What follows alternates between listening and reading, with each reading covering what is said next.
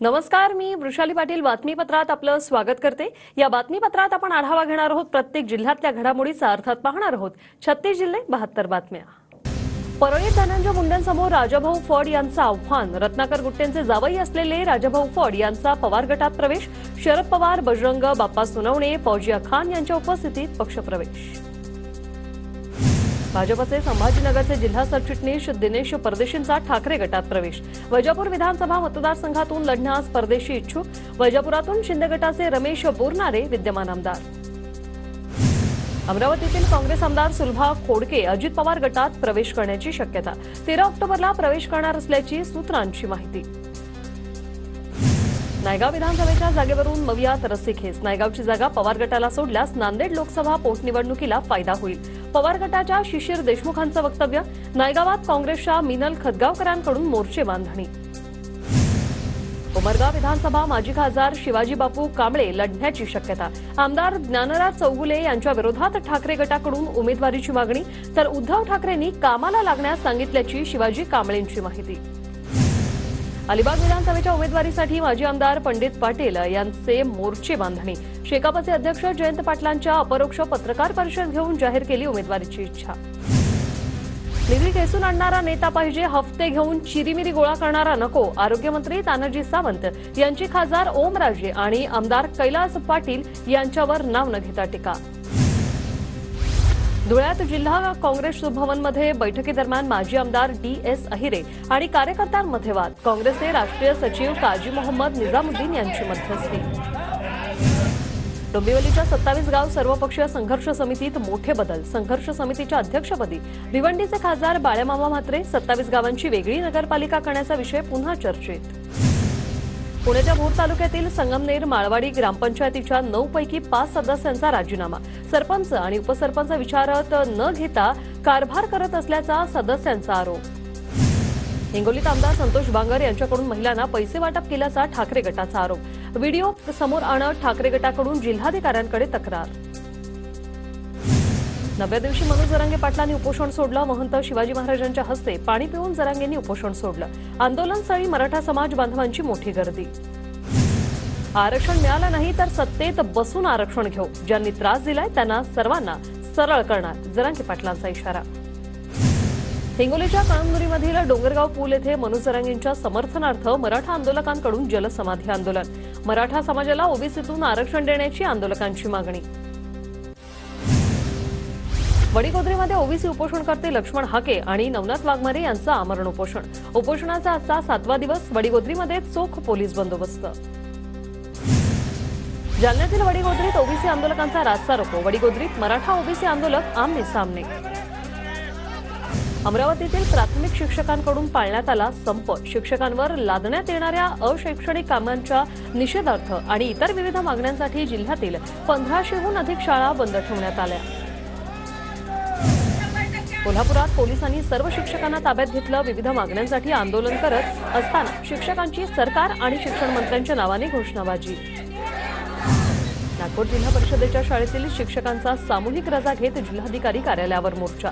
सेवानिवृत्त शिक्षक किंवा DED पदवीधारक बेरोजगार युवकांची कंत्राटी पद्धतीने नियुक्तीच्या निर्णयाविरोधात शिक्षक आक्रमक। महाराष्ट्र राज्य शिक्षक परिषद प्राथमिक विभागाच्या वतीने 1 दिवसीय काम बंद आंदोलन। जुनी पेन्शन लागू करावी आणि शिक्षणाव्यतिरिक्त कामं बंद करावी या मागणीसाठी शिक्षक आक्रमक। शिक्षकांच्या प्रलंबित मागण्यांसाठी मुख्यमंत्र्यांना निवेदन।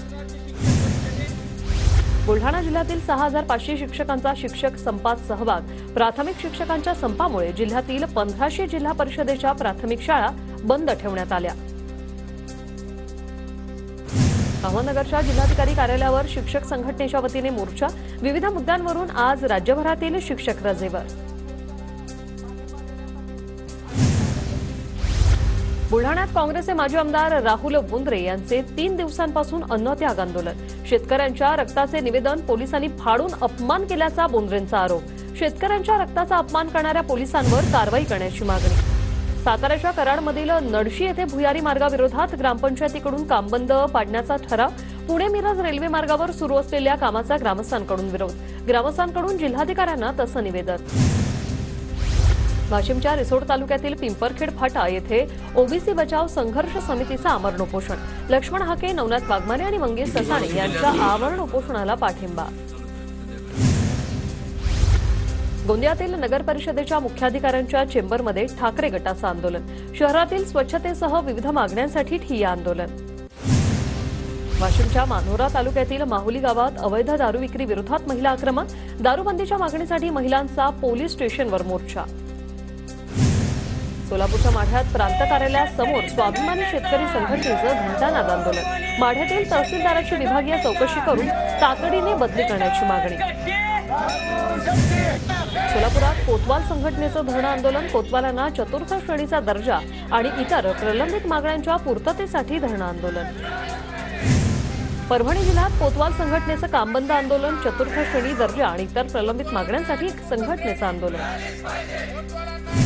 वर्ध्यात घरकुलसह विविध मागण्यांसाठी तुळजापूर खापरीतील नागरिकांचं आंदोलन.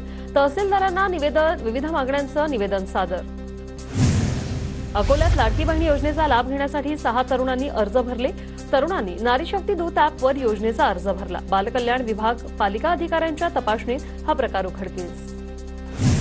नाशिकच्या येवल्यातील कोटमगावमधील नवरात्र उत्सवाची तयारी आता अंतिम टप्प्यात. 3 ऑक्टोबर रोजी मंदिरात घटस्थापना होणार. परभणी जिल्ह्यात गौरी गणपतीनंतर नवरात्रीची लगबग सुरू. दुर्गादेवीच्या मूर्ती तयार करण्याचं काम आता अंतिम टप्प्यात. राज्यातील तीर्थक्षेत्र विकासाच्या 305 कोटी 63 लाख रुपयांच्या आराखड्यांना मंजुरी. पंढरपुरातील दर्शन मंडप रांग सुविधेसाठी 129 कोटी रुपयांच्या कामांचा समावेश.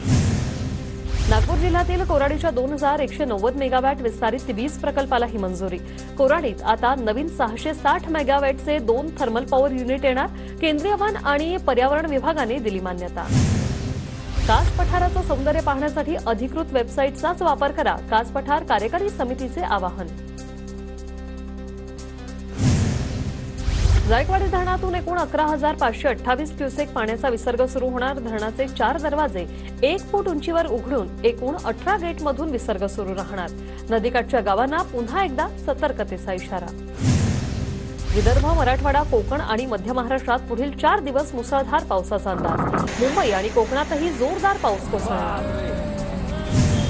बेडच्या परळी तालुक्यात सर्वदूर दमदार पावसाची हजेरी. तालुक्यातील बहुतांश प्रकल्प पूर्ण क्षमतेने भरले. शहरासह तालुक्याच्या पाण्याचा प्रश्न मिटला. बुलढाणा जिल्ह्यातील खामगाव तालुक्यात मुसळधार पाऊस. पावसामुळे रोहना नदीला पूर. बुलढाणा नागपूर महामार्गावरील वाहतूक ठप्प.